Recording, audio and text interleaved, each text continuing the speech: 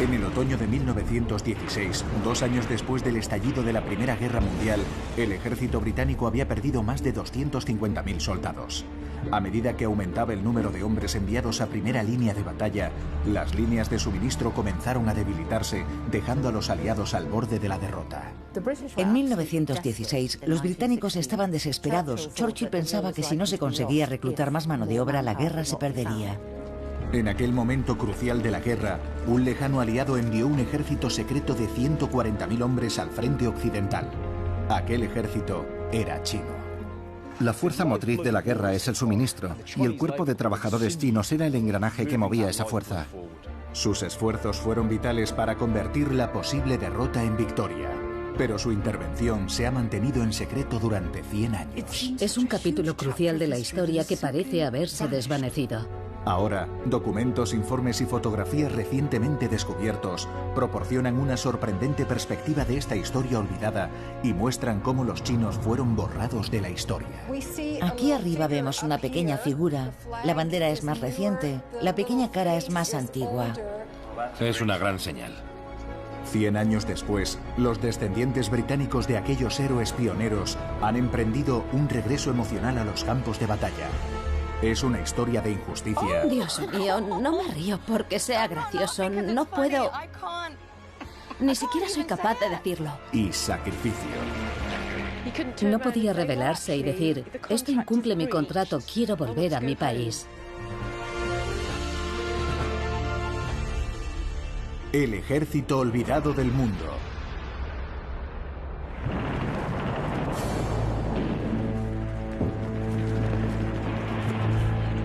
El 1 de julio de 1916, primer día de la batalla del Somme, el ejército británico sufrió 57.000 bajas, la mayor pérdida de vidas en un solo día en la historia militar británica. En noviembre, las pérdidas alcanzaron la cifra de 500.000 de hombres. A medida que se reclutaban más soldados para realizar tareas de apoyo en las líneas de retaguardia, la necesidad de trabajadores que los reemplazaran se volvió crítica. En 1916, los británicos estaban desesperados por reclutar mano de obra. Un ejército no funciona solo. Requiere una cantidad enorme de transporte, líneas ferroviarias, carreteras, construir trincheras, cavar trincheras, mantenerlas, trabajar en los tanques, mantenerlos en buen estado. Pero habían perdido tantos hombres en el Somme que había una escasez enorme de mano de obra. Por eso, en 1916, Churchill pensaba que si no se conseguía reclutar más mano de obra, la guerra se perdería. A 8.000 kilómetros de distancia, un país estaba dispuesto a ofrecer una solución. En 1916, China seguía siendo gobernada en parte por potencias coloniales, a pesar de que se había declarado república 4 años antes. Con sus invasores europeos en guerra entre sí, China vio la oportunidad de conseguir la plena independencia. Fue entonces cuando los chinos vieron la oportunidad de proporcionar mano de obra. Y como los británicos tenían un pequeño puesto de avanzada imperial en Weihai Wei, en la provincia de Shandong, donde los oriundos eran grandes y fuertes, se trataba del lugar perfecto para reclutar trabajadores que podrían llevar a cabo el trabajo duro.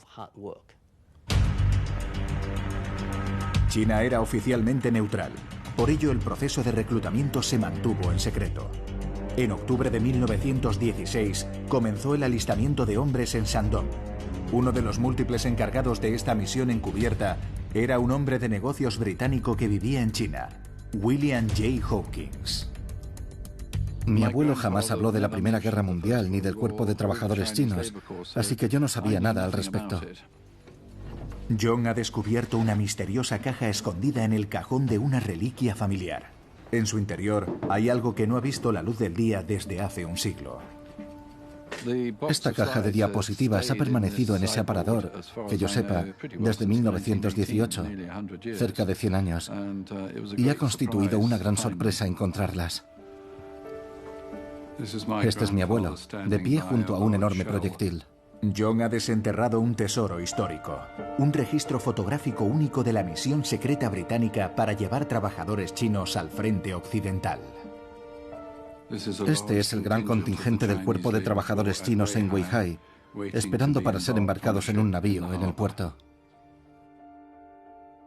Weihai era un puerto controlado por los británicos en la provincia de Shandong. Durante el siglo XIX, China había sufrido una serie de humillantes derrotas militares, viéndose obligada a ceder territorio al Reino Unido, Francia, Rusia, Japón y Alemania. Ahora China estaba dispuesta a apoyar a los aliados con la esperanza de obtener una respuesta positiva en su apuesta por la soberanía. El abuelo de John, mandarino parlante, fue seleccionado para dirigir la operación debido a la distinguida reputación que su familia ostentaba en China. El ejército británico no se caracteriza por su gran sensibilidad, pero en este caso se realizó un verdadero esfuerzo para reclutar gente que tuviera ciertos conocimientos acerca de China. Detectives de Scotland Yard enviados a China tomaron las huellas dactilares a todos los chinos reclutados y a cada uno de ellos se le asignó un número individual, impreso en un brazalete que llevaban para poder ser identificados, ya que los nombres chinos resultaban muy confusos para los británicos. Con la promesa de un salario diario de 1 franco, 10 veces más de lo que un trabajador podía ganar en la pesca o en la labranza, no hubo escasez de reclutas para este ejército secreto chino.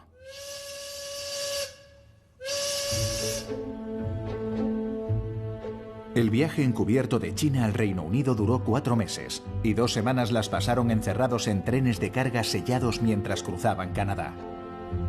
Se utilizaron buques de carga en los que viajaban centenares de trabajadores, apilados en espacios diseñados para albergar a un solo puñado de hombres. Las condiciones eran tan malas que más de 700 murieron en el viaje a causa de las enfermedades. 6 chinos que enfermaron en el trayecto y nunca llegaron a Francia están enterrados aquí, en Folkestone. La familia de la actriz Jing Lucy es de Shandong, la provincia china de la que provenían los 6 hombres y la mayor parte de los demás trabajadores. Mi abuela materna es de Shandong, así que cuando supe acerca del cuerpo de trabajadores chinos, pensé que si alguien debía conocer aquello era yo, siendo mitad británica, mitad china, y me pregunté por qué no conocía esta historia, porque es una parte importantísima de la historia de ambos países. El periodista británico Danny Buckland ha estado investigando la historia del Cuerpo Especial Secreto chino. Lo que más me sorprende de esta historia es cómo pudo venir tanta gente de un país que se encuentra en el otro extremo del globo, teniendo que recorrer medio mundo a luchar por un país con el que no tenían prácticamente ningún tipo de relación. La utilización de trabajadores chinos era algo muy común. Iban a minas, plantaciones y tenían reputación de trabajar muy bien. Y debido a que en China la economía era tan pobre, no costó mucho contratar una fuerza de trabajadores chinos en lugar de gente del propio país. Trabajaban 7 días a la semana, 10 horas diarias, con muy pocas vacaciones y era un trabajo extenuante. Danny descubrió también la ubicación de los inmensos campamentos secretos donde los chinos permanecieron mientras estuvieron en el Reino Unido. Detrás de esa loma fue donde los trabajadores chinos vivieron durante los pocos días que estuvieron en Folkestone. En la época, no se informó de la presencia de trabajadores chinos en el Reino Unido porque el gobierno no quería que los sindicatos supieran que estaban importando mano de obra barata de China. Fotografías del campamento solo aparecieron en la prensa 50 años después del final de la guerra. Un día llegaban 2.000 personas, 2.000 se marchaban, y el propósito del gobierno era que la menor cantidad de gente posible supiera que los chinos estaban aquí. No se les permitía viajar libremente a través del Reino Unido ante la eventualidad de que pudieran ser vistos por los trabajadores portuarios y demás, y fueron cuidadosamente vigilados hasta que llegaron a Francia para llevar a cabo el trabajo que se les había encomendado. Uno de los 140.000 trabajadores que fueron enviados a Francia y a Bélgica fue Su Yongji. Su nieta Karen creció en Cheltenham y cuando él murió en 1980 tenía 8 años. Lo poco que sabe acerca de sus años de guerra proviene del folclore familiar. Rellenaba cráteres, esquivaba bombas, quitaba minas terrestres, arriesgaba su vida cada día. Me habría gustado hablar más de ello con él. Recuerdo muy bien su fuerza de carácter Él no necesitaba decir mucho para ganarse respeto. Karen ha venido a Francia a reunirse con la historiadora Frances Wood en la localidad de Le Portel, donde instalaron a muchos trabajadores cuando llegaron a Francia. Frances está mostrando a Karen fotografías de ellos trabajando. Mi abuelo trabajaba en un aeródromo, eso sí lo sé. Pero, ¿qué otros trabajos estaba previsto que hicieran los trabajadores chinos? Trabajaban inmediatamente detrás de las líneas de batalla, con el transporte esencial y en labores defensivas. Aquí están colocando sacos de arena a modo de barrera defensiva. Sí. Aquí conducen un maravilloso locomóvil que transporta productos. Cavaban trincheras, eran los más rápidos cavando trincheras y llevaban suministros esenciales a la línea del frente.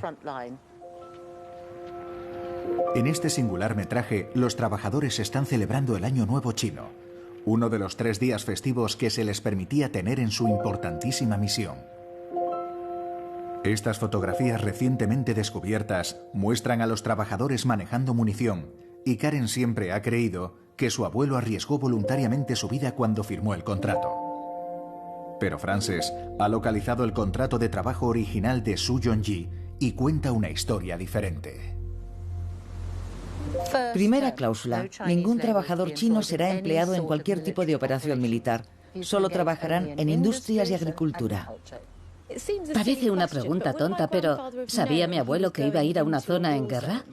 No, él no esperaba eso. Él pensaba que se trataba de un contrato para ir a trabajar al extranjero y nada sugería, No, seguro que no. que pudieran darse esas condiciones. No puedo imaginar entonces el impacto que debió sufrir cuando llegó. Los trabajadores fueron contratados como civiles y no como personal militar, lo que explica por qué tantos decidieron venir a Europa en el apogeo de la guerra más brutal de la historia. Yo creo que la mayoría de los trabajadores que firmaron no eran conscientes de lo que realmente habían firmado. La gran mayoría eran analfabetos y no tenían ni idea de la existencia de la guerra. Se hicieron grandes esfuerzos en la época para mantener oculto a aquel ejército secreto. Pero ¿por qué sigue siendo desconocido 100 años después? Nuevas investigaciones en Estados Unidos pueden albergar la respuesta. Parece que a medida que el ejército olvidado del Reino Unido llegaba a Francia, también era borrado literalmente de la historia. En el verano de 1917, los aliados se encontraban en mitad de la ofensiva más grande de la Primera Guerra Mundial, conocida como la Batalla de Passchendaele. Había 3.000 armas pesadas y 65 divisiones aliadas involucradas en la lucha. Esta enorme máquina de guerra era mantenida y abastecida por depósitos de suministros como Le Fontinet, a 25 kilómetros de la línea del frente. Jean se dirige a Le Fontinet, siguiendo los pasos de Kong Xiaode, un miembro del cuerpo de trabajadores chinos que vino del pueblo natal de su familia en Shandong. Kong era uno de los 140.000 hombres del Cuerpo Especial de Trabajadores Chinos enviados a Francia en 1916 y 1917. El historiador militar Spencer Jones ha realizado una extensa investigación acerca de la vital contribución de este ejército secreto al esfuerzo de guerra aliado. La Primera Guerra Mundial fue la primera guerra realmente industrial, donde se movilizaron todos los recursos de un país. Los suministros eran ingentes, y ahí es donde el cuerpo de trabajadores chinos entró en acción. Ellos podían manejar todos aquellos suministros y asegurarse de que les llegaban a los combatientes en el frente. ¿Algunos de esos suministros se abastecieron en alguna batalla famosa de la guerra? En las batallas más importantes, sin duda. La más famosa de ellas fue la Tercera Batalla de Ypres, que tuvo lugar no muy lejos de aquí. En la Tercera Batalla de Ypres, más conocida como Passchendaele, los aliados disparaban 5 millones de rondas de munición al día. Fueron los trabajadores chinos como Kong, trabajando 24 horas al día, cargando y entregando bombas, combustible y comida, quienes mantuvieron activa la ofensiva aliada. Tras 5 meses de desgaste agotadores, ambos ejércitos seguían atrapados en un punto muerto. Estoy aprendiendo ahora cuánto hace falta para apoyar una guerra, si es ese el término adecuado. ¿Y ninguno de aquellos hombres obtuvo ningún reconocimiento? No, yo creo que en gran parte se debe a la idealización de los combatientes y al olvido del trabajo sucio. descargar cajas de carbón, cargar cajas de munición y asegurarse de que los trenes funcionen día y noche no es un trabajo que comporte mucha gloria. Los chinos realizaron también un trabajo vital reparando y manteniendo tanques y fabricaron ingeniosas rampas con madera para poder cruzar trincheras de 4,5 metros de anchura. En un raro gesto de agradecimiento, el primer ministro Lloyd George reconoció su contribución en sus memorias.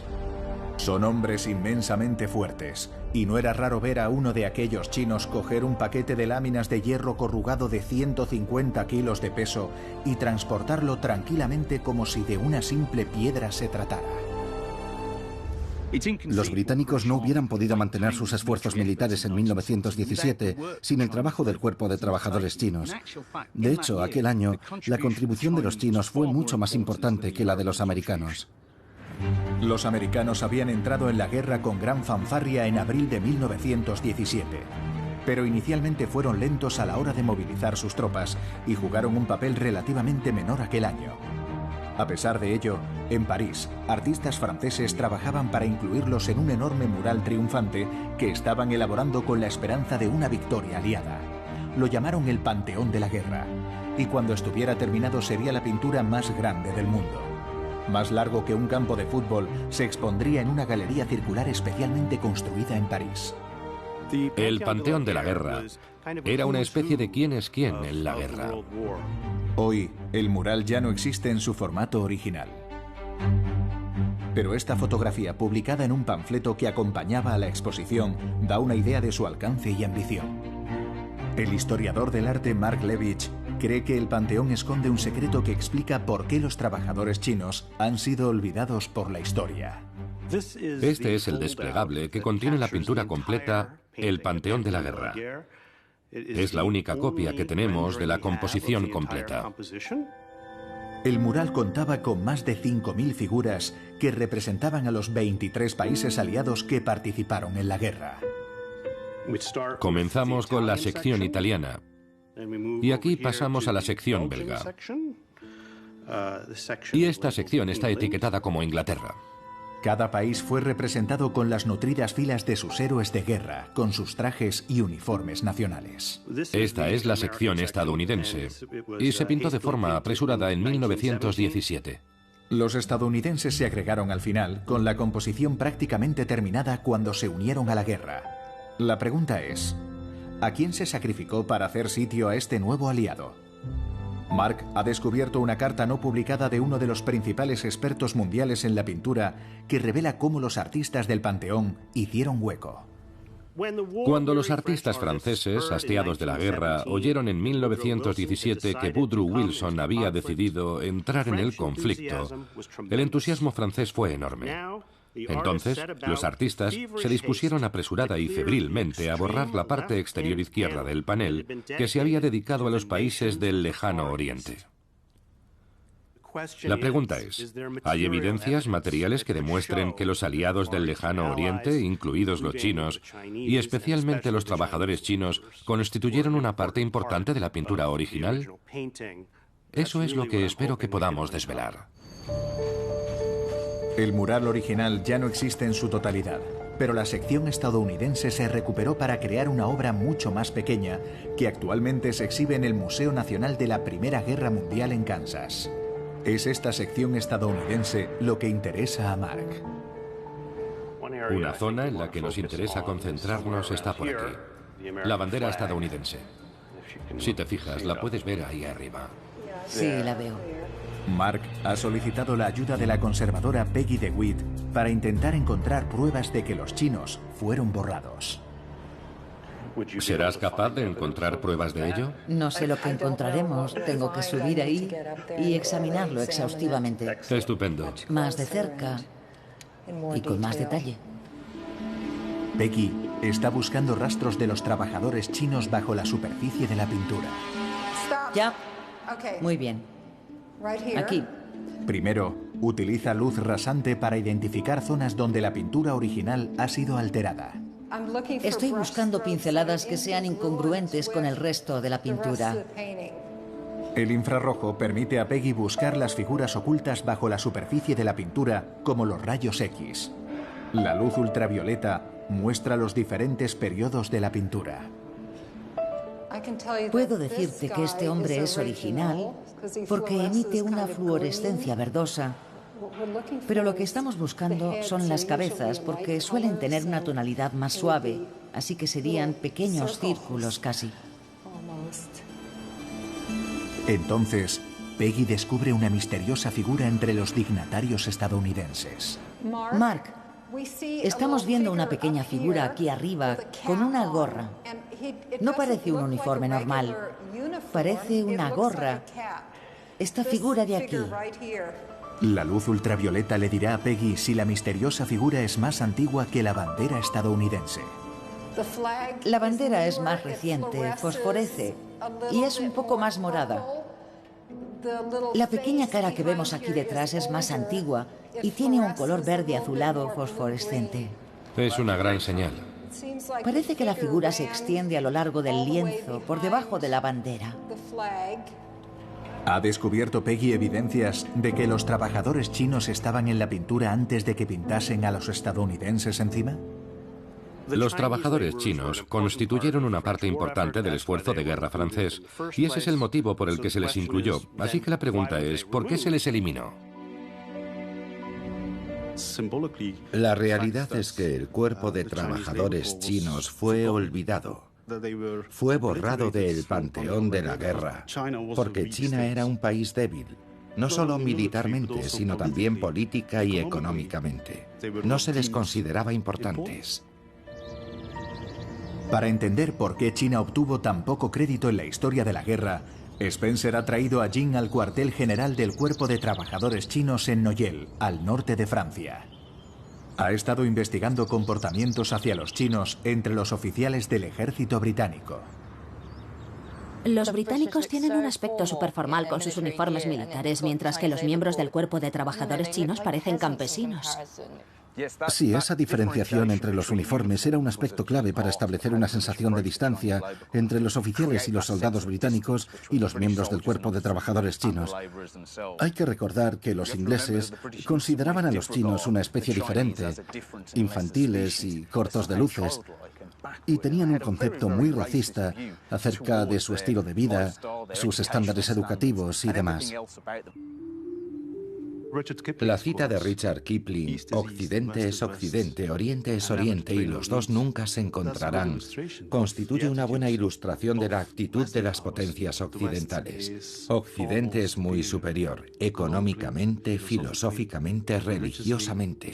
China, por ejemplo, no es una civilización que se encuentre al mismo nivel. En parte, la visión del mundo que tenían los británicos implicaba el deber y la misión civilizadora de elevar a quienes consideraban razas inferiores a un nivel superior. Y con esa idea, se publicó un libro escrito por un oficial que sirvió en el Cuerpo de Trabajadores Chinos, cuyo título es este. Dios mío, no me río porque sea gracioso, no puedo... Con los chinks, los amarillos. ¿Y para quién era esto? Este libro se escribió para que el público británico tuviera una mayor valoración del Cuerpo de Trabajadores Chinos, y este fue el título que se escogió. El coolie al que adiestramos y llevamos a Francia es un tipo simple y alegre. Se contenta con las cosas más simples de la vida. Roba, pero no en demasía. Se muestra radiante de felicidad y no para de sonreír. Está cambiando con esta nueva experiencia y no hay un solo coolie en Francia que cuando acabe la guerra no vuelva a su país siendo un hombre mejor gracias a sus hazañas en el extranjero. Se les consideraba una raza de sirvientes susceptible de progresar gracias a la cultura y a la mentalidad británicas. Eso los mejoraría y regresarían con ese aprendizaje a China. De nuevo aflora esa visión racista. Nuestros hijos se recomienda una actitud paternalista hacia los coolies. Tienen una inclinación innata a hacer el tonto. Son una raza de Peter Pans que nunca han crecido. Todas las noches agradezco a Dios que esos hombres no sean soldados. Ninguno de ellos llegaría vivo a las trincheras. Madre mía. No entiendo cómo podían emitir un juicio tan peyorativo sobre su capacidad como seres humanos. ¿Y este término, coolie, qué significa? Coolie significa que no trabajaban a cambio de un salario o de unas condiciones de vida, sino como simples sirvientes de sus empleadores. Era un término despectivo que jamás se usaba para describir a un trabajador europeo. Se reservaba exclusivamente para los trabajadores chinos. Me siento profundamente decepcionada por el comportamiento de los británicos. No consigo entender que los chinos vinieran aquí a ayudar y esa fuera su recompensa. Que los británicos les dedicaran esos términos denigrantes y escribieran un libro con un insulto racial tan obvio escrito en letras mayúsculas. Sería tan inaceptable como llamar conguitos a la gente de raza negra. En agosto de 1917, China renunció a su estatus neutral y los trabajadores chinos se convirtieron en aliados de pleno derecho. Pero la vida se volvería más difícil aún para ellos, pues estaban a punto de sentir toda la fuerza de la disciplina militar británica.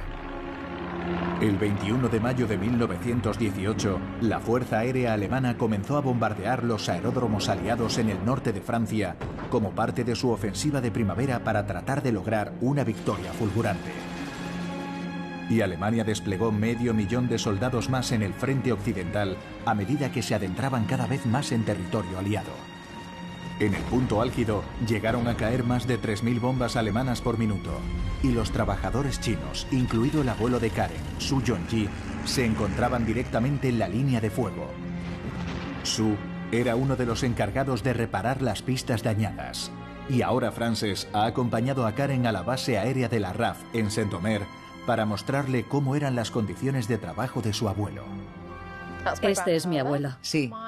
Mi abuelo le contó a mi padre que el momento en el que más miedo pasó fue cuando le ordenaron ir al aeródromo y cubrir los cráteres de las bombas mientras los aviones alemanes bombardeaban, porque los aviones aliados podían aterrizar en cualquier momento.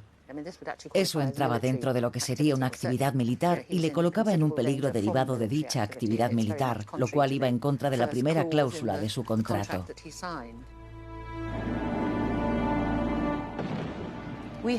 Habíamos venido a trabajar. Huelga decir que estábamos aterrorizados. En China nunca había visto nada parecido. Los millones de personas que están detrás de la línea del frente realizan todo tipo de tareas importantes para la guerra. No luchan en el campo de batalla, pero no son tan distintas de las que sí lo hacen. Es aterrador y espantoso. Él no tenía elección. No podía rebelarse y decir, esto incumple mi contrato, quiero volver a mi país, ¿sabes? Me rompe el corazón pensar lo lejos que estaba de su tierra y cuánto debió de extrañar a su familia. Tenía solo 19 años, era casi un niño. Antes no podían imaginar cómo era la realidad, pero ahora empiezo a hacerme una idea. Y simplemente siento mucho respeto por él y por todo lo que sufrió para que su familia estuviera aquí. El contrato de los trabajadores especificaba que habían sido empleados como civiles y no como personal militar y debían trabajar en una zona segura, situada al menos a 15 kilómetros detrás de la línea del frente. Pero en abril de 1918, los bombardeos alemanes se intensificaron tanto que ninguna zona estaba a salvo de los ataques. Jing ha acudido al Museo de los Campos de Flandes para reunirse con el historiador Dominic Dendoven, que ha investigado lo que le sucedió a su compatriota, Con Xiaode. A medida que la guerra se extendía más allá de la línea del frente, el hangar de suministros de Le Fontinet, donde estaba destinado Con, se convirtió en un objetivo para los aviones alemanes. Aquí está Le Fontinet. Los puntos rojos señalan dónde cayeron las bombas. Nosotros estábamos ahí. Como puedes ver, la zona ahí. junto al canal fue bombardeada por los aviones En alemanes. julio de 1918, los aliados lanzaron una contraofensiva masiva. Con la victoria o la derrota pendiente de un hilo, las tensiones dentro del campo aliado llegaron a un punto álgido y entre chinos y británicos se desataron las hostilidades. Fíjate en esto, pertenecía al padre Van Wollegen, un sacerdote local. Este es el manuscrito original de su diario. Vaya. Y en él menciona a ¿Es los el chinos. El original, sí, en efecto. En algunos de los campamentos chinos hay protestas airadas y la situación ha empezado a ponerse fea. Ayer apuñalaron a un capitán inglés. Hoy en Bushburn, 30 de ellos se han tumbado en el suelo negándose a trabajar y han sido golpeados. Al pasar por el campamento, junto a Berger Place, he visto a 3 de ellos con los brazos extendidos atados a la alambrada y otro atado por la pierna. Con este tiempo no debe de ser nada agradable. La temperatura ha caído muy por debajo de 0. Es muy triste que la situación llegara a ese punto. Se supone que eran camaradas luchando en el mismo bando y sin embargo se hacían eso los unos a los otros. Sí, y creo que el motivo es que los británicos nunca vieron realmente a los chinos como sus aliados. Ya. Los consideraban unos simples subordinados. La mayoría de los oficiales veía a los chinos como una raza inferior, que solo trabajaban cuando eran convenientemente azotados. Se consideraba que era la única forma apropiada de tratarlos. En otoño de 1918, la contraofensiva aliada, apoyada por una red de trabajadores chinos, se impuso a los alemanes. Incapaz de conservar sus conquistas territoriales, al llegar el invierno, el aislado ejército alemán se sentía desmoralizado y vencido. Día del armisticio. El 11 de noviembre de 1918 la guerra llega a su fin. Todo el mundo expresa su júbilo mientras las tropas aliadas se preparan para irse. Excepto los chinos, que habían firmado un contrato de 3 años con los británicos y ahora tenían que limpiar los campos de batalla. Creo que la peor parte de su trabajo llegó, de hecho, después del día del armisticio, cuando tuvieron que retirar de los campos las minas y los proyectiles usados, muchos de los cuales aún estaban activos, y recoger los huesos y los cadáveres para ser enterrados. Debía de ser una tarea repugnante y deprimente para cualquiera. En ese momento se produjo más rechazo a la hora de cumplir con las tareas y los trabajadores comenzaron a rebelarse y a declararse en huelga. Kong Xiaode, el compatriota de Jing, de Shandong, fue uno de los trabajadores contratados por los británicos. Dominique ha estado investigando el historial militar de Kong y ha acompañado a Jing al cementerio militar de Leibarak, cerca de Calais, para mostrarle qué fue de él. Es él, Kong Xiaode. Pero no fue el único. Si te fijas, las 3 lápidas que hay junto a la suya tienen la misma fecha. Hubo una rebelión. Los chinos se amotinaron ese día. Y para reprimir los disturbios, los británicos enviaron a un pelotón de guardias y dispararon contra la multitud. ¿Les dispararon? Sí, así es. Los británicos les dispararon. Sí, sin someterles a un consejo de guerra ni nada parecido para poner fin a los disturbios. Así que fueron asesinados por sus propios empleadores. Dios mío, Dios mío. Qué manera tan horrible de morir. Después de recorrer medio mundo, después de sobrevivir de milagro al viaje porque te trataban como a ganado, después de realizar los trabajos más repugnantes y ser castigado por las causas más nimias y ni siquiera ser bien alimentado, y cuando te rebelas para defender tus derechos, porque ya no aguantas más, te disparan en medio de la calle, sin más, como a un perro. Las autoridades no ordenaron ninguna investigación sobre el fusilamiento. El suceso salió a la luz porque un ciudadano canadiense murió víctima del fuego cruzado, lo que provocó una investigación sobre su muerte. Si no llega a ser por la muerte de ese canadiense, nunca habríamos conocido el destino de los otros 4. Es obvio que se le consideraba una persona más valiosa, y el canadiense era también un trabajador que estaba en las Fuerzas Armadas. Estaba haciendo lo mismo que estos hombres. Más o menos, sí. Pero era canadiense. Era canadiense y blanco. Era más valioso. Sí. Mucho más valioso que estos hombres. No es así como esperaba que terminara esta historia. Fieles hasta la muerte.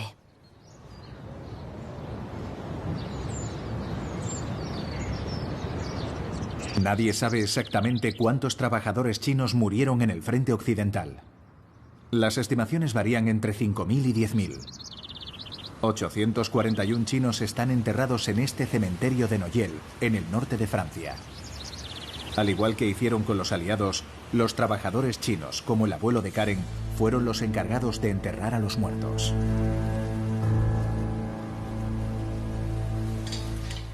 Estoy muy emocionada. Siento que estoy caminando por la misma tierra por la que caminó él. Me lo imagino en el aeródromo y me lo imagino enterrando a sus compatriotas aquí. Es una sensación muy emotiva, muy conmovedora. Siento como si él me estuviera mirando. Vaya otra vez.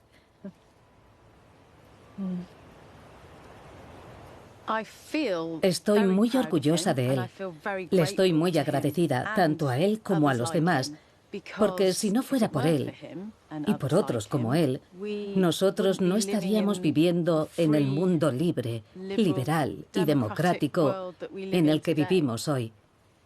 Y somos muy afortunados de vivir en ese mundo, en este mundo. Así que, en realidad, se lo debemos todo a él. A principios de 1919 la guerra había terminado, pero la historia iba a dar un nuevo giro, ya que entre China y los aliados estaba a punto de producirse un duro enfrentamiento diplomático. En enero de 1919, las naciones aliadas se reunieron en el Palacio de Versalles, a las afueras de París, para iniciar las negociaciones de paz que pondrían fin a la Primera Guerra Mundial. Muy lejos de la potencia global que es hoy, China era una república incipiente que intentaba deshacerse de un siglo de humillaciones a manos de las naciones europeas que ocupaban grandes áreas del país.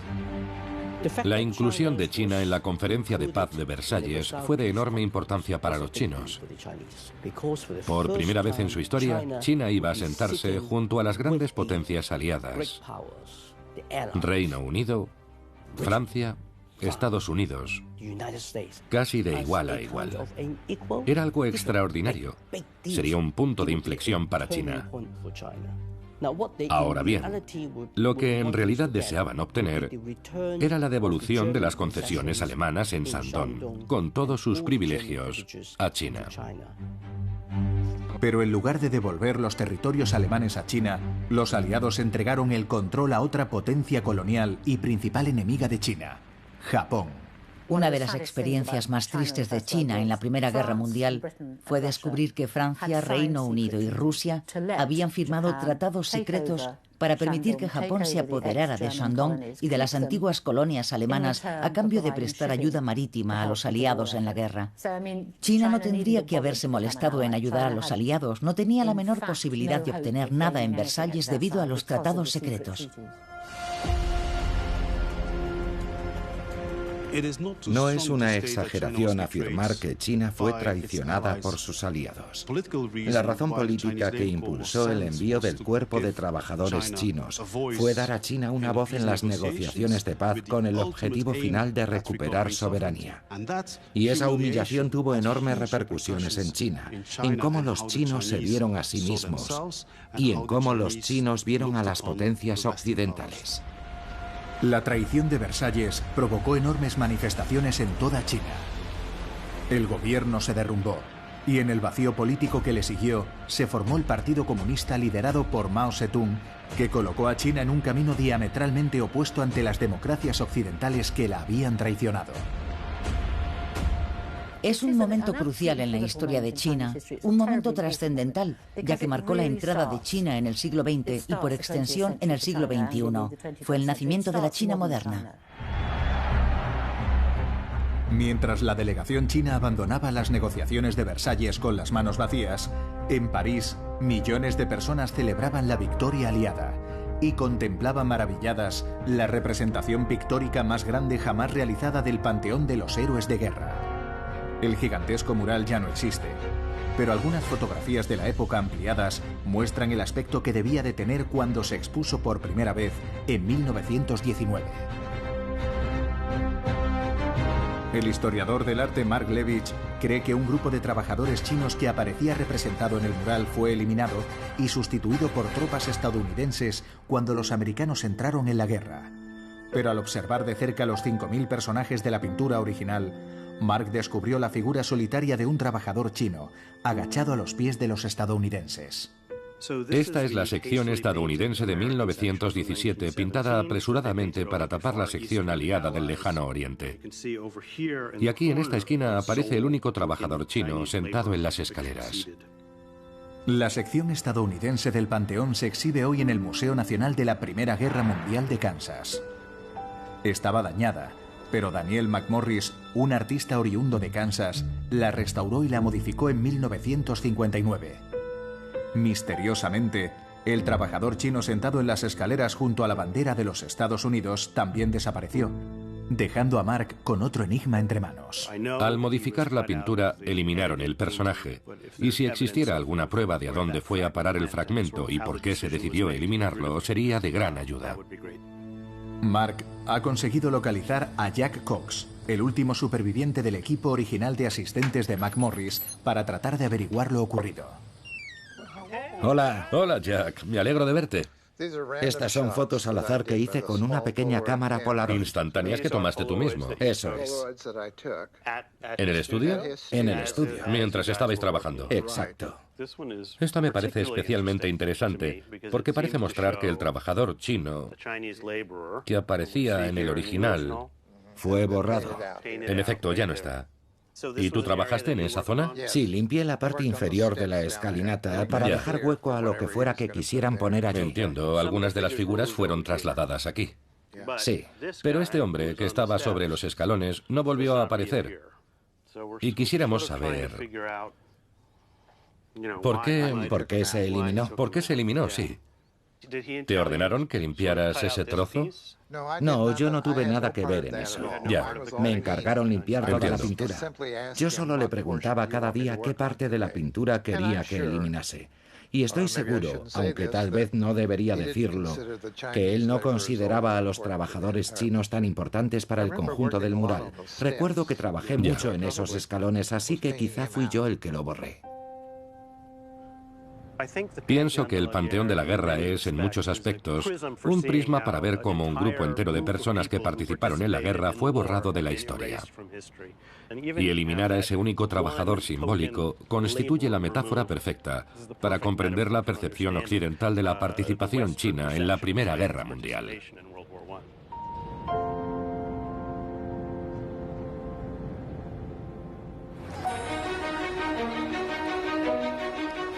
Pero los trabajadores chinos no han sido completamente olvidados. Hoy se les rinde homenaje en una exposición celebrada en el corazón del barrio chino de Londres. El cuerpo de trabajadores chinos contribuyó significativamente al esfuerzo de guerra de los aliados. Y el hecho de que fueran simples trabajadores no significa que debamos menospreciar su valor. Este es el momento de darles un reconocimiento oficial.